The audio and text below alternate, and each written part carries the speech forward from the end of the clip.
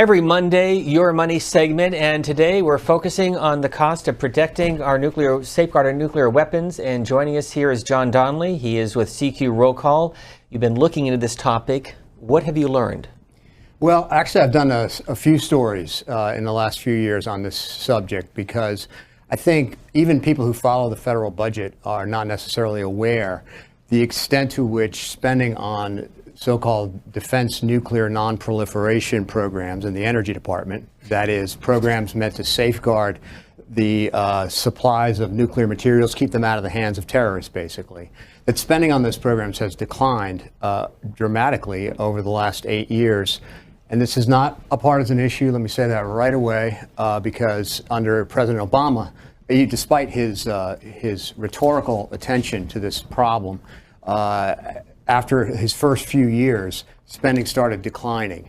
And President Trump has continued it that way. In fact, in the last 8 years, if President Trump's fiscal 19 budget is enacted as presented, there will have been an 18% decline in spending on these programs. For John Donnelly of CQ Roll Call, Grant is next here in Washington, D.C. Good morning.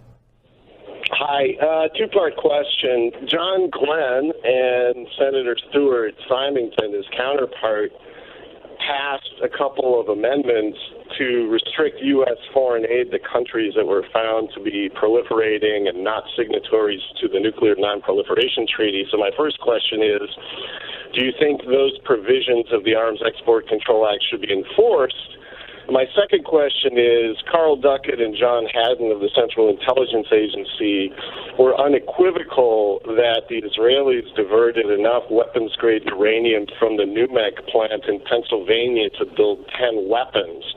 And so my question to you is, do you think that uranium, that highly enriched uranium, should be returned to the United States as an effort to show that the U.S. actually is serious about this issue and not just taking concern where it concerns states like North Korea, but ignoring the Israeli nuclear weapons program?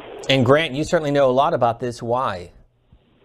I wrote the book NUMEC, Divert, about this issue, and it's a result of hundreds of documents about the Central Intelligence Agency and FBI's investigation and inability to do anything about this particular diversion.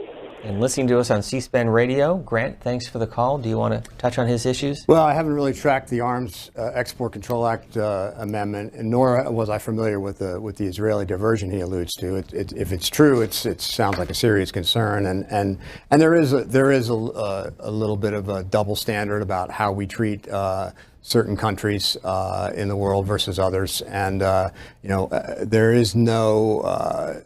It's a very this threat is a very democratic one. It doesn't matter whether the materials were unsecure in one of our allies' facilities or in one of our enemies' facilities. If it comes back to bite us, it comes back to bite us.